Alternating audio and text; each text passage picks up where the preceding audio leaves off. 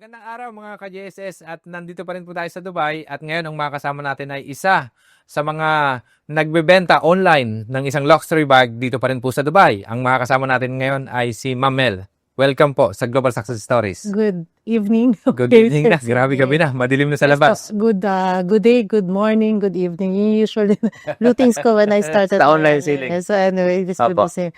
Yes po, and welcome. We'd like to welcome you also here in Dubai. Oh, thank you so much, Ma'am. So for us, it's a great honor to share your story at nagpapasalamat po kami sa time. Alam kong sobrang busy nyo.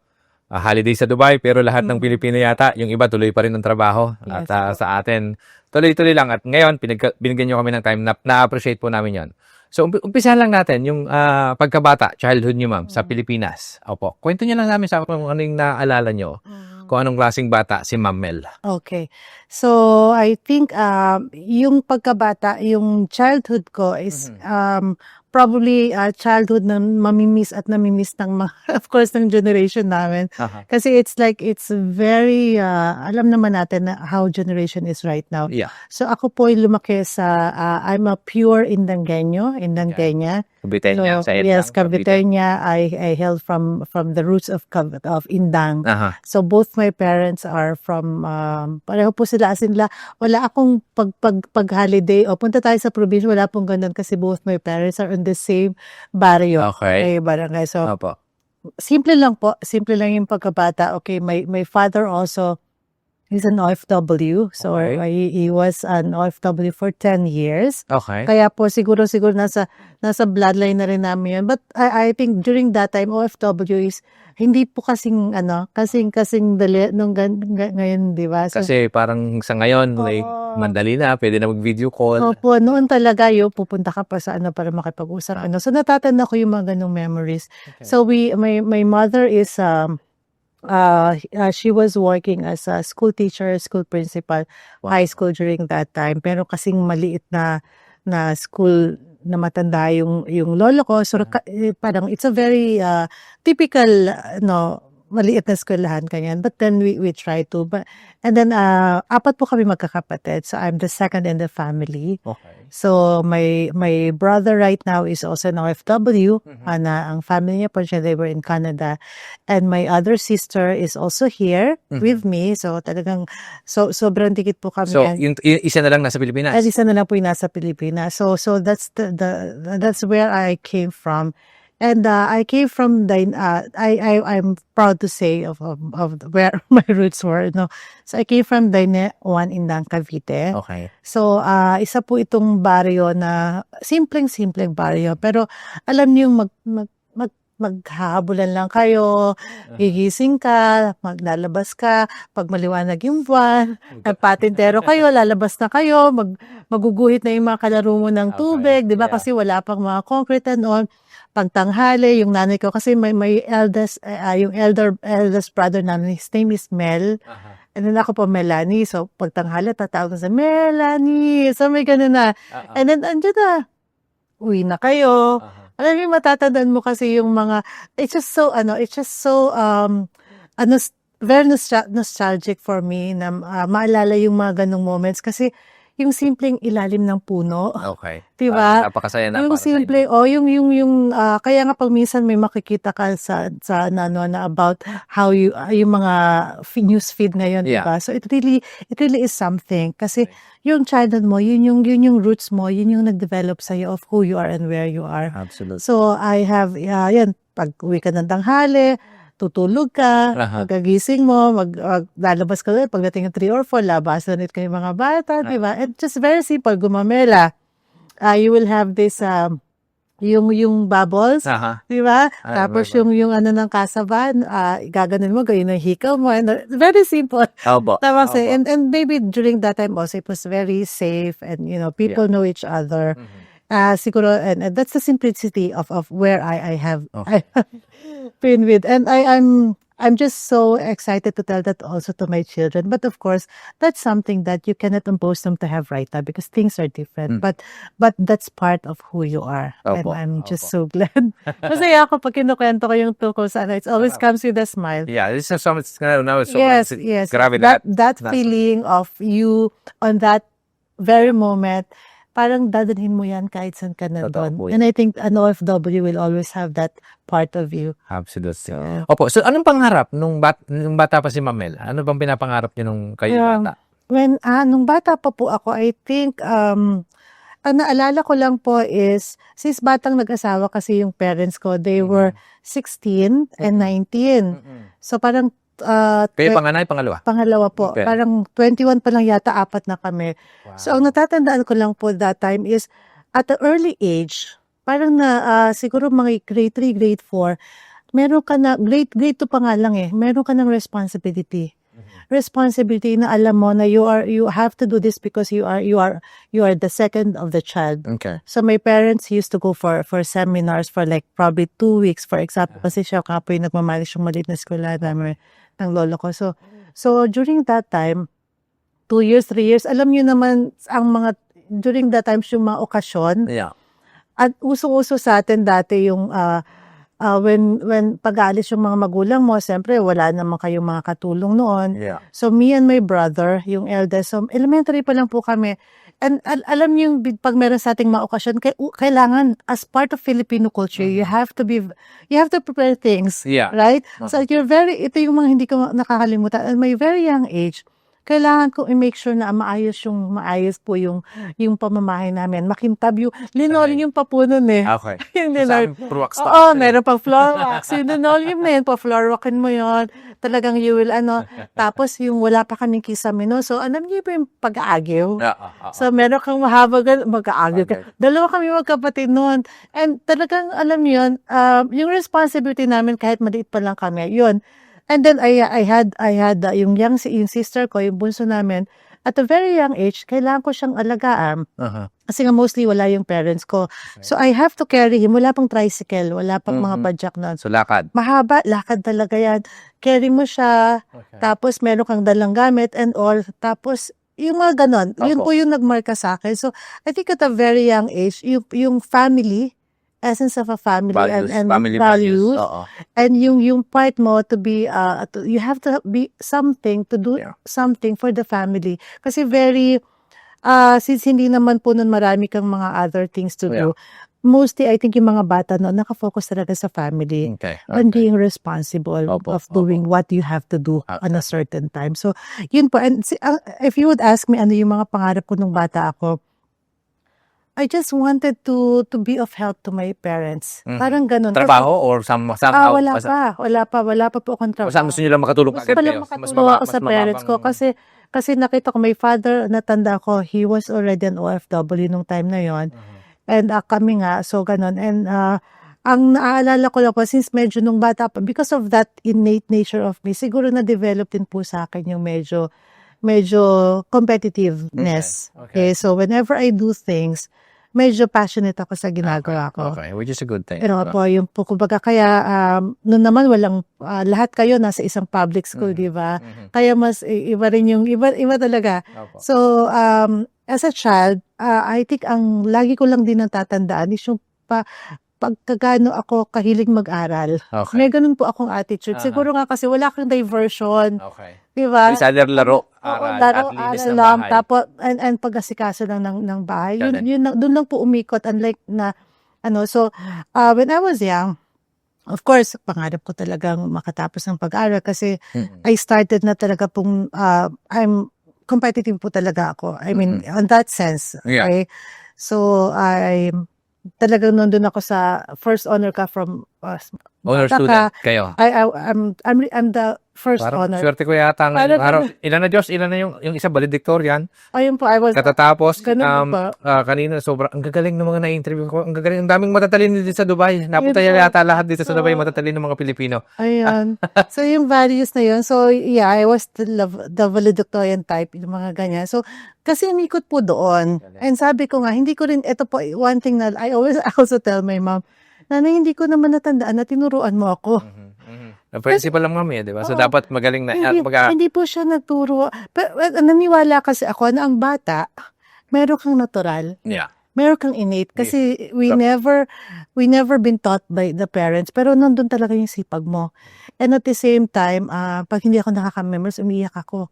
Hindi ko ma-perfect yung bagay. May ganung attitude. Okay. So I'm not saying it's not it's because I think it was driven by the circumstances and by the environment where you are in. Opo. So and then I grew up I grew up as striving. Yeah. Yung everyday you wanted to be on top of what you're doing. May Correct. ganun po. Okay. You wanted to maintain that valedictorian, that first honor ano. Pero hanggang sa of course that part of being you as a child, yun din yung minsan until you grow up, yun din yung naging challenge sa'yo when sometimes you could not be on the top. Okay. Diba? Yeah. And that next chapter, Ganda nun. next question siguro yan. Oo. In next Ang chapter. galing. So, opo. So, Those are the things. totoo. At napakaganda po nun. Oo. So, sa akin, ma'am, so nung bata kayo, ilang taon po kayo nung umalis si daddy? Papunta ng Okay. mag-OFW. Opo. Saan bansa? Opo. Sa Saudi po siya Okay. for more than 10. He worked as, I think, 10 years or 13 years. I cannot Oo. So, ilang taon ka? Aram ko siya for, and I went here. Wala na po siya noon. Wala na siyang, hindi na siya nagtatrabaho noon, I mean, sa Saudi during that time.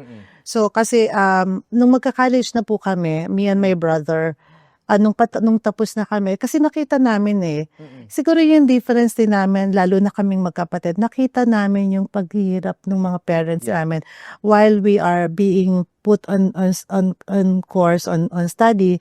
Kasi isa lang po ang natatandaan kong sinabi ng mga magulang namin, wala kayong gagawin kundi mag-aral. Okay.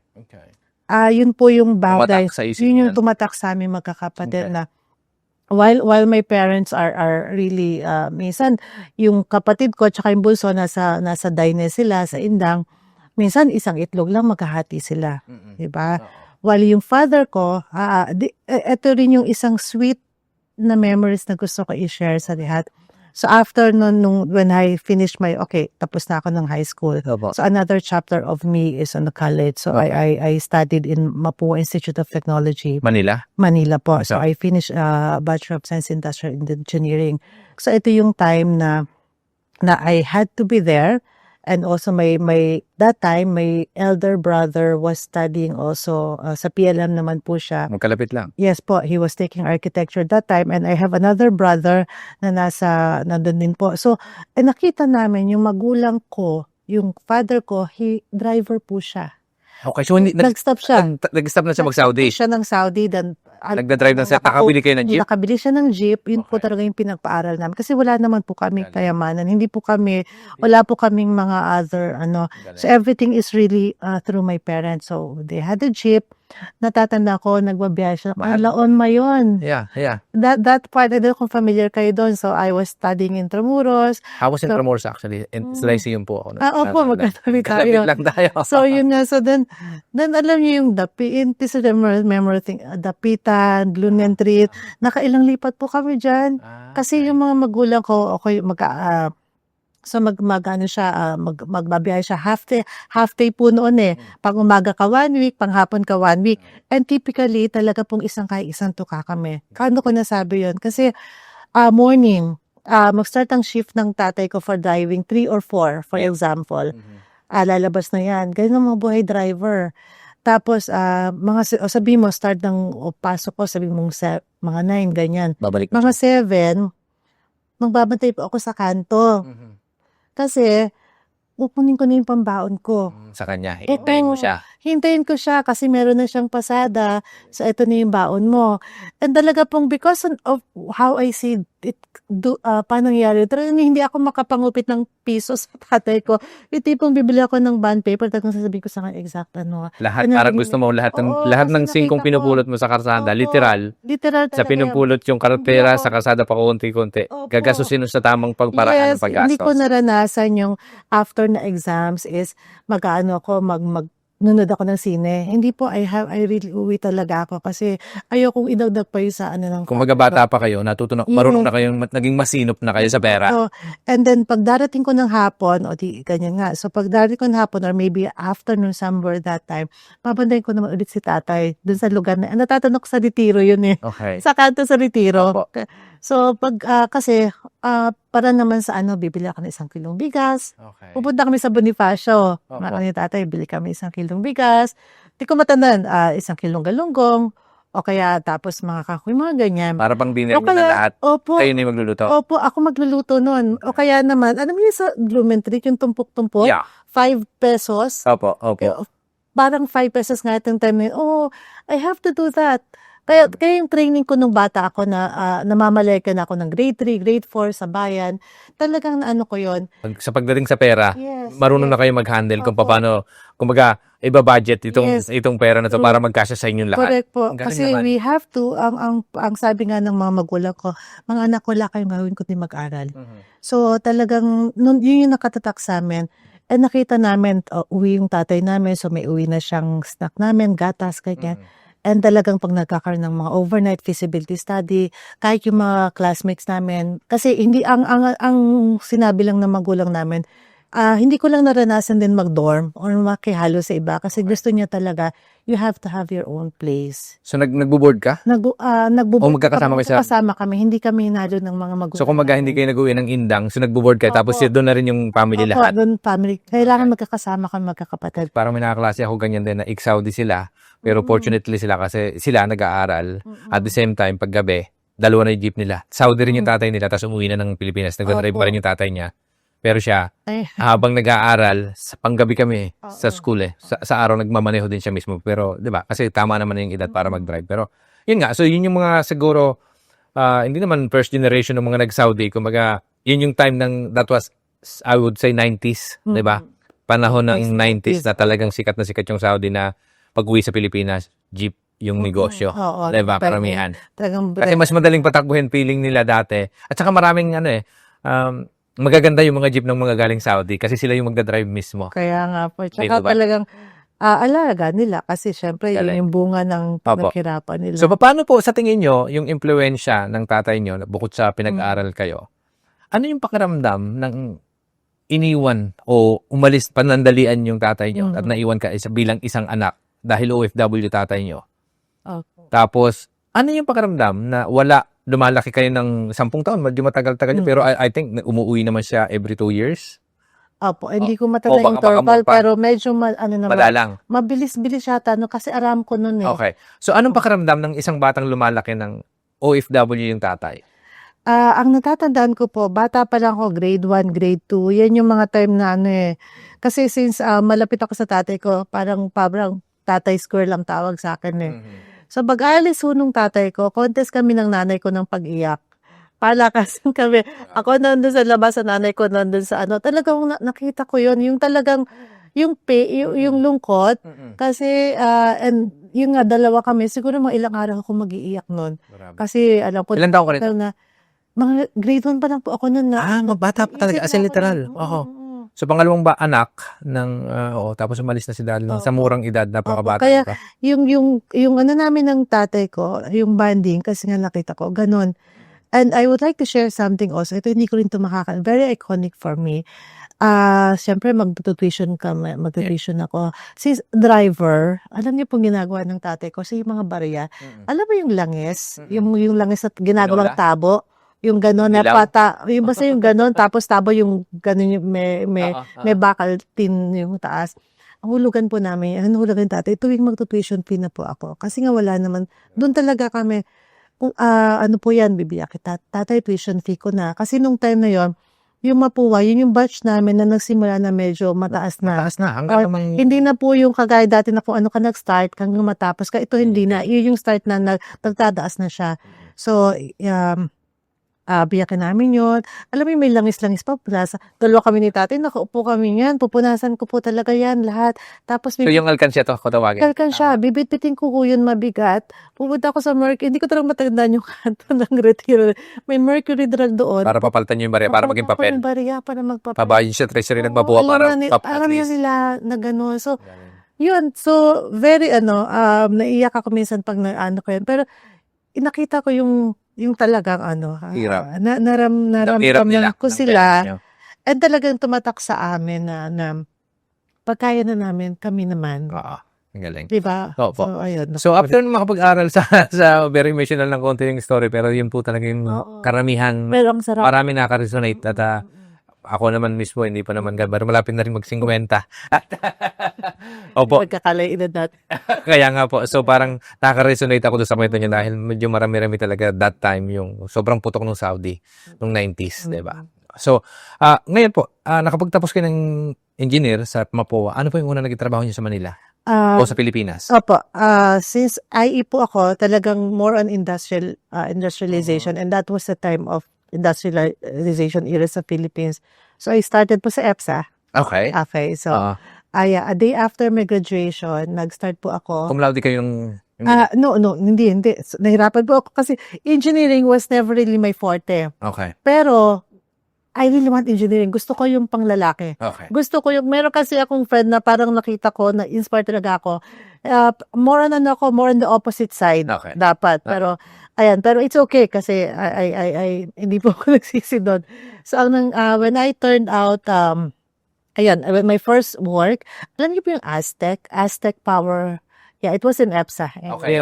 So, Electronics company ba? electronics, yes. I started, nag-start din po ako as clerk. Mhm. Okay, so, pero ever since doon na po ako napunta sa supply chain. Okay. So, I started as an admin clerk, something ng purchasing department. Okay. And doon na rin po, after a few months, nakita nila, doon na lang din po nagsimula yung journey ko. Yung Then work. Yes po, then I stayed there for like, I think 2 years.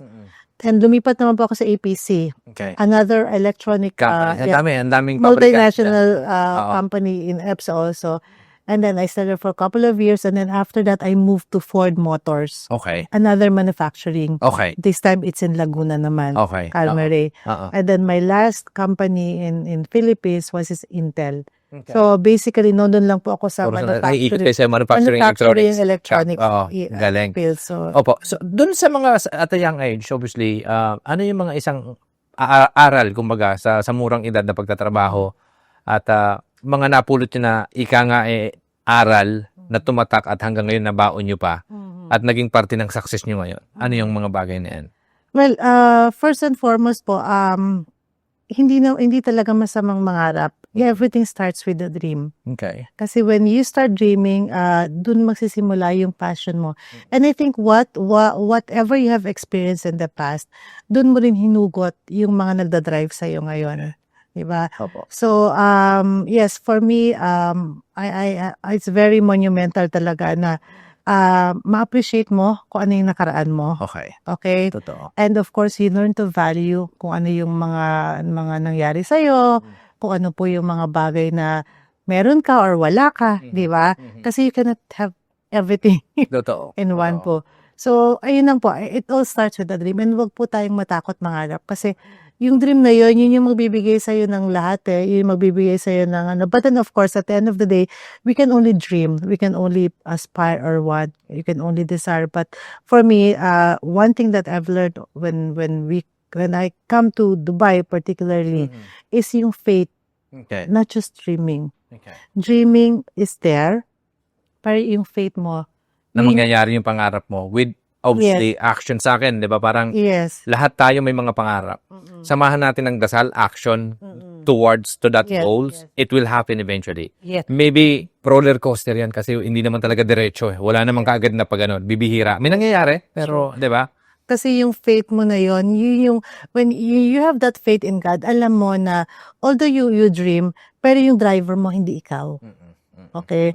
So alam mo na even if you wanted to go this way, but if God said you have to go this way or this way, because of that faith, yun yung mabibigay sa'yo ng na-encouragement pa rin. Even if the things is not as per how you wanted it or how you planned it. So are you saying that you just leave it to Him? Yes. And then just dream na sana balang araw gaganda buhay mo, pero gagawin mo lahat ng Yes tama. po. Yun And yung I think big difference and big something na wala ako noon. Kasi dati it's more of dreams Yeah.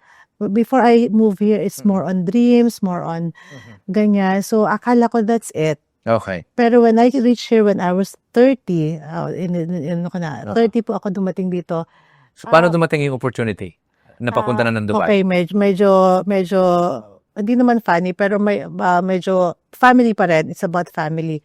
So when my brother is about to get married, dito sila, and apparently, yung sister-in-law ko is sister ng husband ko. So, nag-swap kami. Okay. By the way, husband is there. So, medyo may konting funny thing doon. Pero that's it. Well, it's happened, di ba? Kasi meron akong Yeah. cousin na Nag-swap. yung cousin ko babae, cousin ng wife ko Opo. yung groom. Opo. So, sa Pilipinas Yes. nangyari. Oo. So, nung time na yun, Palit, they, ika nga. magpapakasal sila po dito. Opo. So, I was in Intel that time. And during that time, ang Dubai is, nagsisimula na. Talagang maano na siya. So, ang ginawa ko po, before I even going here, sabi ko, I really don't plan kasi talaga maging OFW. I remember nga po nung umalis ako. Kasi tatay mo, Oo, na-experience pero mo. hindi ko po, hindi pangarap ng tatay ko. My father was crying when we left. Yung a few meters, nag-stop yung father ko, nagkahagulugol siya. Sabi niya, hindi ko pinangarap maging OFW yung anak ko. Okay. Yun po yung kasi it wasn't easy. Alam niya yun eh. Alam niya. Alam niya. At pinagdananas niya yun. Kumbaga, Opo. pero kayo, dahil dinanas nyo rin na maiwan, may anak na ba kayo nung kayo nagpunta ng Dubai? Dito na po, I started. So, mag-asawa na kayo o wala pa? Hindi po. So, nung punta ka ng Dubai, wala may po. iwang anak. Wala, kaya I didn't really Okay. aspire to be an OFW Yeah. in the first place kasi I thought everything was fine. Yeah. Diba? Okay naman ako, maayos naman yung ano. May trabaho namang maganda, di ba? Diba? So, sabi ko, I'm okay here. But then that point in time came, so okay, then punta kami dyan, attend your wedding. But then apparently, before I go there, nag-try po ako mag-submit lang ng may Baka system. sakali na Oo. magkatrabaho dyan. Nag-send siya ng mga companies and bago po ako dumating dito, I have 3 sets of interview already. Ang galing. Kaya sabi ko, okay, sige, attend ako dyan, attend the interview. And first week when I landed here, I was actually choosing of those 3 companies. So sabi ko, parang hindi mo mahindian. Yeah. Diba? Doon po nagsimula. It was really unplanned and I wasn't dreaming. So, aatin ng kasal, Eto na. nagkaroon ng opportunity na Yes. hindi sinasadya. Yes. Well, and ayun na po. destiny. 20 The rest is history. Ayan, nalaman niyo yung edad ko. 20 years. Oo, Almost so, 20 years. 20 years na. grabe. So, 30 years old ka na. nagpunta. So, 20 Yes. years, yeah. So, sabi na. I was there. Okay, so, ano yung unang trabaho nyo dito? I sa work, Dubai? as supply chain supervisor. Okay, so may position ka agad. So, Oo. may mga tao nang nasa ilalim Opo, niya. I was Nag-handle ka handling- na ng team, Yeah, I was handling 20 Under people you. under me. which is good. So, ayun po. And then, after that, 2 years, I moved to an oil and gas company. Okay. And then, Managerial pa rin to? hindi, supervisory level. Okay. Yeah. But then, ang hindi ko lang makalimutan doon is, 3 months pa lang po ako doon, nagkaroon ng vacancy ang director Okay. for supply chain. And my boss was like putting me, As- pinush niya ako doon. Ba't ako na po yung kailangan mag-ano? Kasi I wasn't ready for Okay. that.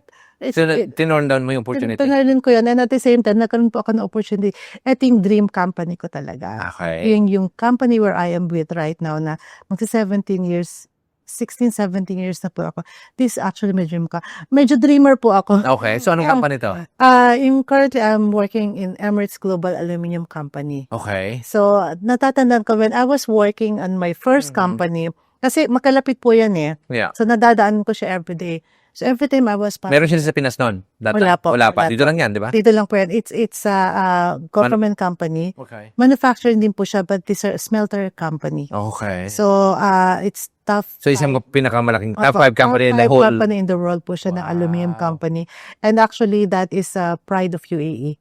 Okay, so anong position nyo dito? I'm a senior contracts officer po sa ngayon. Still under supply chain. Yan eh. Hindi na pa ako nawala sa supply chain. So and really, 17 years. 17 years na Oo. po. Pinakamalupit o challenges na pinagdaanan nyo dito sa trabaho na to? Sa trabaho, well, of course, hindi naman, I don't take it as A big challenge. mahirap. Kasi you just have to be you eh. Okay. Kasi ang Filipino po, you have to be, I think everyone knows about it. When you put a Filipino to a certain team, they will see the Filipino spirit. Okay. Kasi honestly, I would like to thank the previous company I have worked with in the Philippines kasi grabe po ang training natin. Sobra. Grabe ang training natin and because of that training, when we, Nabaon nyo I yun. think a lot Kaya of na-mold people, kayo ng mas maaga doon. yes, alam niyo po pag nilagay na tayo, I think that's the essence of mga OFWs. Kapag tayo mga Pilipino, dinala tayo sa ibang bansa, dahil sa training na meron tayo, parang minamani natin yung as in po, kaya alam niyo yun, I think people would really want to, I'm a proud Filipino po Gusto talaga. yan, kahit sa ibang bansa. Diba? Yes, In any career. Yes, Kung any hihinero career. ka, magaling na hininero. Mhm. Kung ano man yung karera na yan, magaling. Yes. Lahat ng Pilipino Yes. kasi, ang nakikita ko, na isang advantage natin, we are, parang sa atin, bukod sa magaling tayo mag-hospitality, di ba? At saka Yes, tanay that kayo, nature. halos karamihan, ibinibigyan natin yung 110% natin. Mhm. Madalas. Opo. Which is napakagandang recognition din ng, Yes. 'di ba? Parang dito ng mga ibang lahi o Yeah. ibang kultura. Oy, pag Pilipino, pag kasambahay ka kunyari Pilipino, iba tingin sa magagaling. Nurse ka na Pilipino, Kahit anong ibang, field. 'di ba? Ang galing. Kahit anong area mo ilagay ang mga Exactly. Filipino, doon po nakaka-proud Opo. na talagang kahit saan ka, carry mo talaga ang pagiging Pilipino. Galing nun. Kasi, when you work, the company that I was working is almost 8,000 employees. It's a multicultural company po talaga. Oo. And apparently, dun sa department namin, I'm the first woman to join the team. Aha. Members, Pang lalaki kasi wala pa. lalaki Siya, trabaho yung talaga. team namin is pang lalaki. So, I think the challenge, if you're asking me the greatest challenge is, at the moment when I start, people were talking, were asking, why, Bakit mo bakit binili siya? niya itong trabaho? bakit ikaw? siya? Oo. Iba, and she's a Filipino, babae siya. So, yun. So, then that time, you really have to prove yourself. Galing. Yun. So, and it's a long journey. Yeah. Afterward. So 17 years dito sa trabaho na to. At kailan nag-transition yung pagbebenta ng online? Ayan, okay. Apo. So, I think a lot of people have had this story, no? Aha. So, especially for online sellers. Yeah. So, during pandemic, Opo. actually, pandemic is not, simply because it's pandemic, it's not always bad things. First and foremost, and inalaw ni Lord yan eh. And at the same time, you just have to get the most out of, the beauty out of what had happened.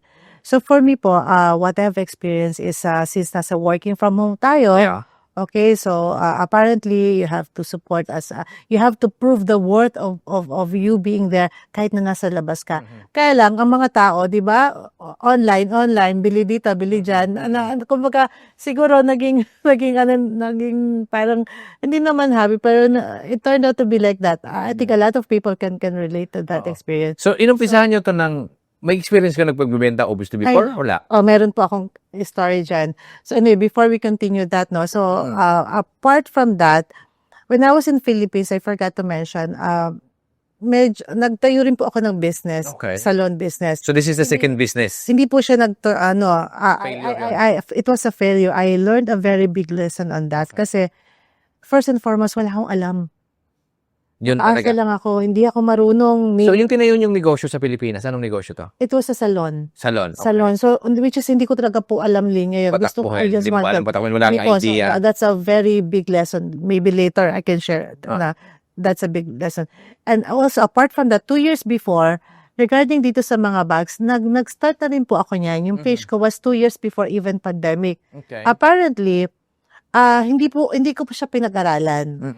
And marami po akong mga pinamiling items but it wasn't real. Okay. Alam niyo yun, hindi ko siya So hindi mo binibigyan ng panahon siguro o hindi mo binibigyan yung 110% para No, it's not like that. I was really so naive na bumili ako na hindi ko sigurado na mga originals. Aha. And I don't want to sell that. That wasn't my intention. That wasn't my So are you saying na yung unang mga bags niyo, Yes. hindi mo alam kung Oo, legit o oo, hindi? kasi sabi, Legit, hindi. sa kumbaga sabi, Authentic. authenticity not guaranteed. Okay. So I gambled on that. Yeah. Kaya lang, when I received the item, when I, parang hindi ko, and then ayoko. Parang hindi mo sure. Hindi ko siya, then I stop. Sabi ko, ayokong Isugal yung iyong compromise credibility. yung integrity ko and credibility for selling this kasi, Tama. I don't want to continue. I stop. So, sabi ko, wala na, hindi ko na to itutuloy. Because that wasn't a very good experience for me, di ba? You aspire, pero anyway, it's okay after that. Then here comes pandemic na po. So, kabibili ka, order mo online, dumami. And ito yung start ng business ko. Then I turned out giving it to an online seller. Can you sell this for me? Okay. Kasi unang-una, hindi mo na impulsive buying. I'm not suggesting that, but that's part of impulsive buying. Okay. So, and then hindi na rin yung maibenta kasi ang dami niya na rin mga nagpapaano. Wow. So, wala akong choice.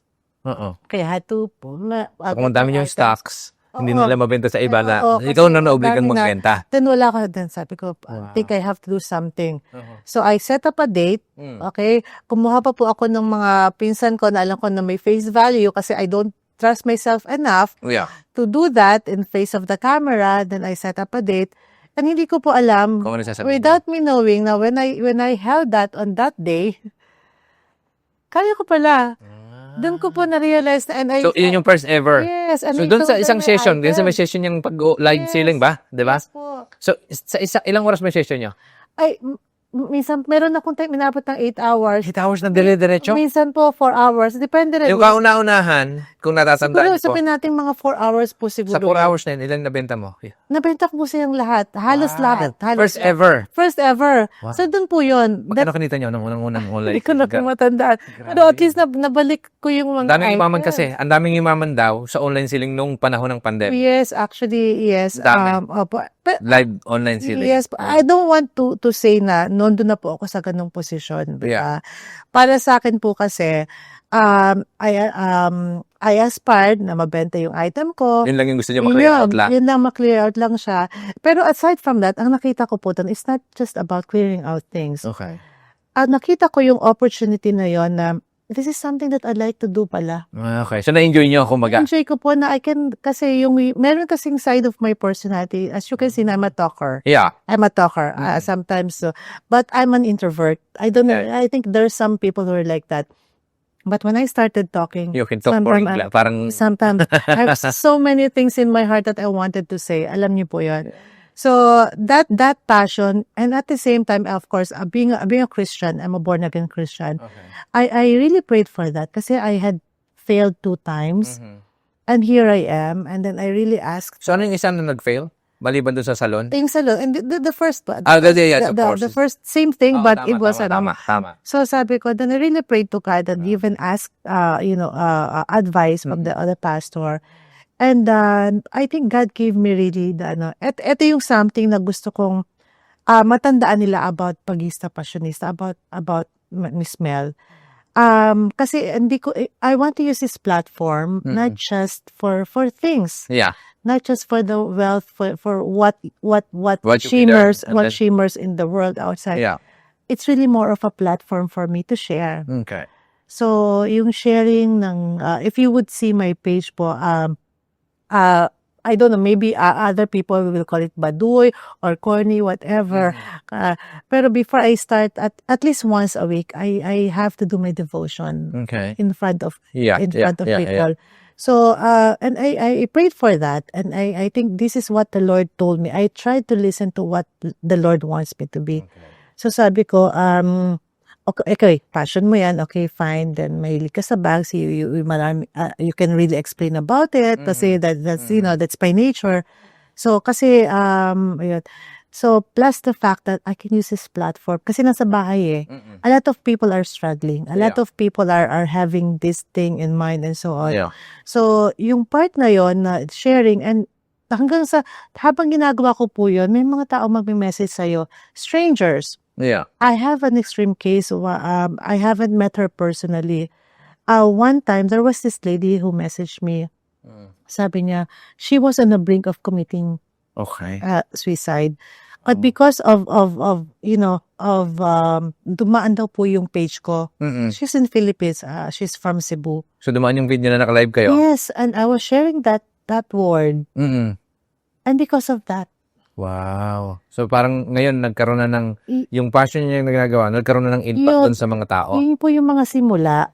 And there are other stories pa na minsan may magsasabi na ganyan. And because of you being you, doing what you love to do and sharing a piece of your heart, people are listening. They're not and I'm not saying na marami po akong follow. Really, hindi ako maraming viewers, I'm a striving online seller.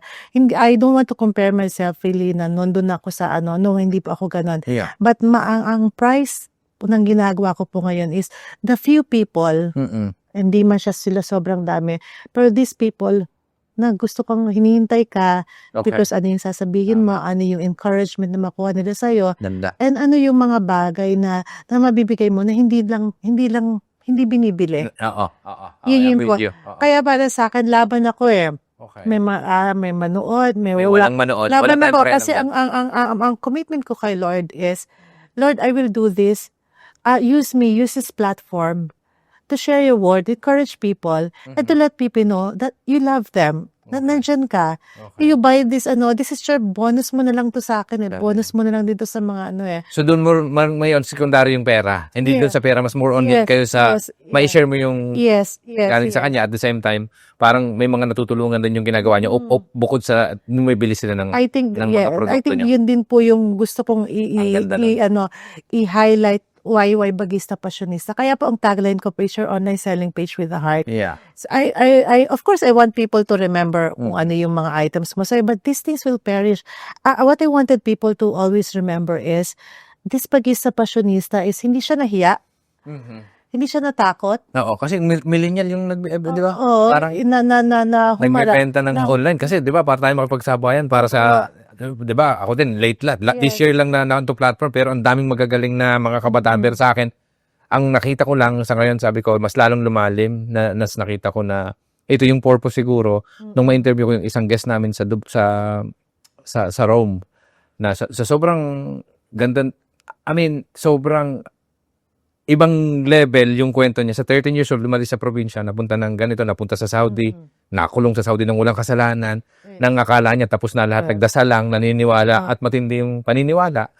Kinabukasan, nakalabas ulit. Totoo. Nakarating doon at nakarating sa Italy.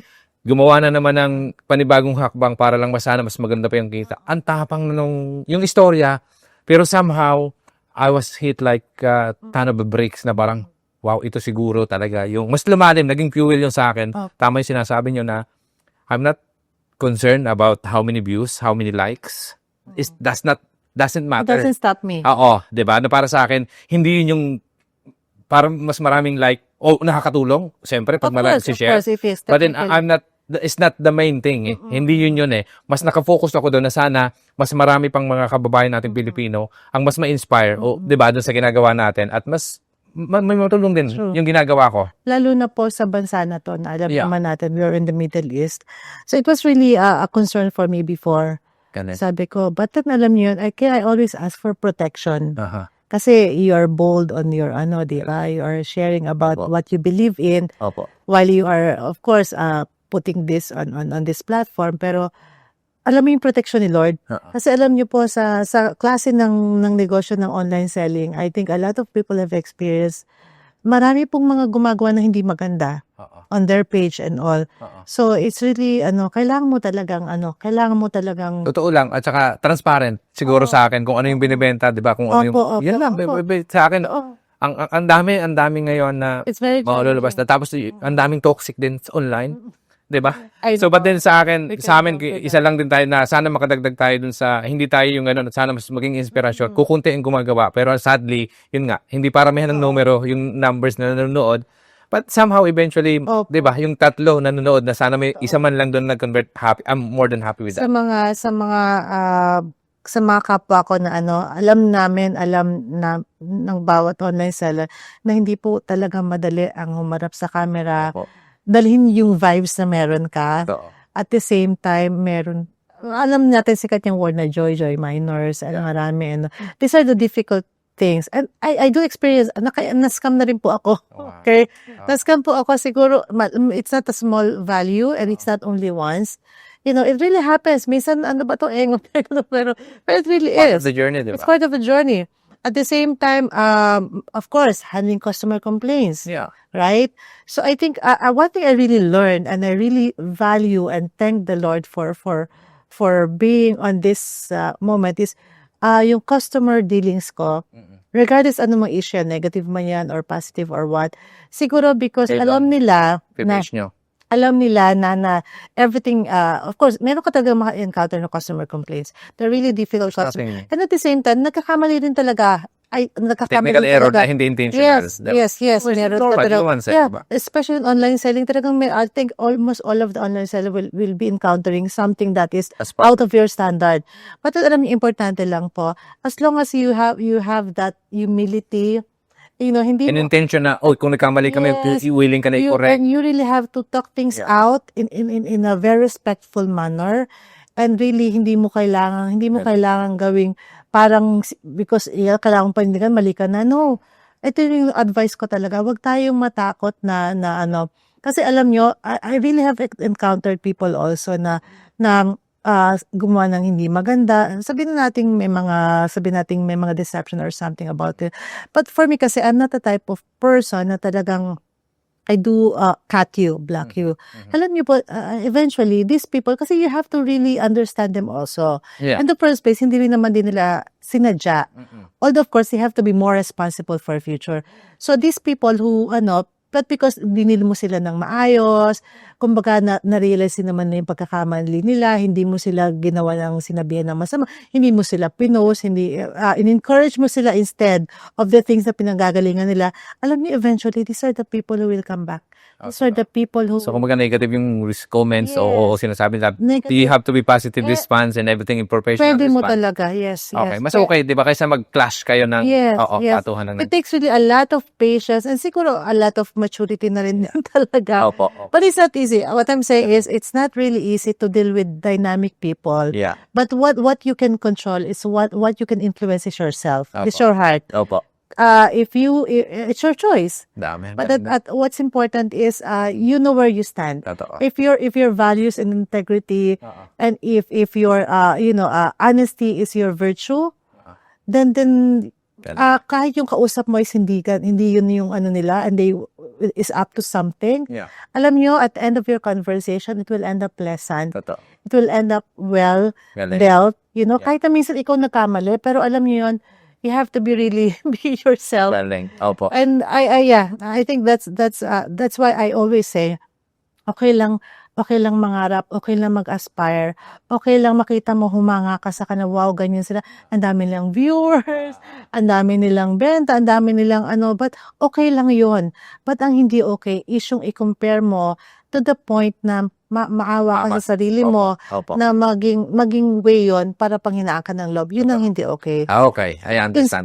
Be inspired by these people, but know that where you are right now is where God wants you to be. Okay. That's very moment. I totally agree. And Yes, I appreciate that, ma'am. long as- I do believe in that one as well. Oo. Myself. So, thank you. It's a good reminder. Di ba? Minsan napakadali lang minsan, ano ba yung ginagawa after all? Parang, at din sa akin, pero sa akin, bumabalik. The biggest why I'm doing this because of this. Not because of money. Yes. Kasi at the end of the day, sa ngayon, wala pa namang pera. Di ba? Kumita sa YouTube ng 100 maybe last month. But that's all. It's nothing in terms of the way we put these productions, 'di ba? But anyway, ma'am, ang bilis ng oras, may next pa tayo. Ang dami ko pang gustong itanong sa inyo. But then sa ngayon lang siguro at medyo malapit na matapos yung oras, siguro na lang. Kung mayroon kayong mensahe sa batang version niyo, ma'am, ano yung gusto niyo sabihin sa kanya? Kay Ma'am Mel na batang version niyo. Ako, wala naman akong gustong baguhin sa Sabihin na lang, message mo sa kanya. Okay. Siguro I just want you to be more of a fighter, Okay. not just a dreamer. Okay? Kasi I'm also acknowledging, you have to acknowledge not just your strength, but also your weakness. Kasi the moment that you acknowledge where you are, what you are, that you have to know that you cannot do things at the same time, then I think you know that you need help also from other people sometimes, okay? Na hindi lahat kaya mo. Opo. It's okay not to be okay. But at the same time, kailangan rooted ka po sa Panginoon. Kasi you can only dream. Lagi kong sasabi, you can only dream, you can only aspire, you can only plan. But you should not be the driver of your life. Okay? That's all up to him. Yes. I would like to share to you, mga kapatid, to everyone, okay, to my sisters and brothers and to everyone who will be watching na, alam nyo, ang mundo is very, and kailangan po talaga merong tamang driver. So, you choose. How do you want your life to be driven? For me, I chose that the Lord will drive for my life and the Lord will drive my journey. Because at the end of the day, it's the legacy of who you are is what I wanted to live. As an OFW, as a mom, as a worker, as a wife. Kasi everything here is Ganda, napakaganda na. So, just So, continue to love, forgive, and have faith in the Lord. That's wonderful. most important. Ang ganda na. for me. Ang ganda nun, ma'am. So, ngayon, pagkakataon niyo, ma'am. So, kung may mga gustong bumili ng bags, so kung ano man yung gusto binibenta niyo online na produkto, saan pa kayo mahanap? po. This is your time, ma'am, to Okay. promote. So, to everyone out there, so hindi ko alam kung saan tayo makakarating. But this is Miss Mel po. I'm based in UAE. So, yes, we have this Bagista Pasyista 2.0. And also, meron din po kaming recent affiliate na which is the Savor Shop UAE, which is an affiliate, as I've said, of Bagista. Ito naman po, if the other one is more of the luxury items, pero meron din tayong different ranges Yeah. of products and prices. Ito naman pong Savor Shop natin is more on the home and lifestyle living. Ganda. Okay, so you can also see this. We're starting to put these things online as well. So, and i-plug ko na rin po to those who are in UAE, if you're also near IBN Batuta, so please support, enroll your kids, all of you, the whole family, Power 4 Sports and Fitness Academy po. So we are there. So we offer any sports that you need, from karate, kickboxing, anything kailangan nyo. Personal training, so we're also on that. So please do support. And ang gusto ko lang sabihin is, of course, if you can follow and share my page, and umaasa po ako na anytime makapakinig po kayo, share with the encouragement and devotion, and you can also ask if you need kausap, pwede rin po ako dyan. You can also message me. At the same time, of course, if you are interested to get the items, pwede naman po. We have different mode of payments naman. And yes, it will be a very big privilege, and it will really be of big help kung if you will support us in such manner. Wonderful. Thank you. Ma'am, face number? WhatsApp? Yes Facebook? po. Okay, so meron po kaming WhatsApp, or you can directly message us on the page. So my number po is +971 52904917. So again, 971-52904917. So you can reach me through WhatsApp or call or any messages on the page directly. So we're also into that. So iba-iba lang man yung time zone natin, pero we'll try to accommodate as soon as we can. Galing. Oh, thank you so much, ma'am. Maraming salamat po sa oras. Ang dami ko pang gustong itanong. May mga gusto pang gawin, pero Yes po. ang bilis talaga ng oras. May nakaline na po tayong isa. At maraming salamat, ma'am. Thank you, Sir Vic, and to all The how team. we have arranged this. Thank you so much, ma'am. So, Thanks for okay, ayan mga kababayan, mga ka-JSS, sana po ay nakapulot ng inspirasyon at aral ang ating panibagong episode. At kung kayo po ay nag-enjoy, please share and subscribe this channel po para sa ating mga kababayang OFW na sana po ay ma-inspire din sa ginagawa namin. Maraming salamat po at hanggang sa muli.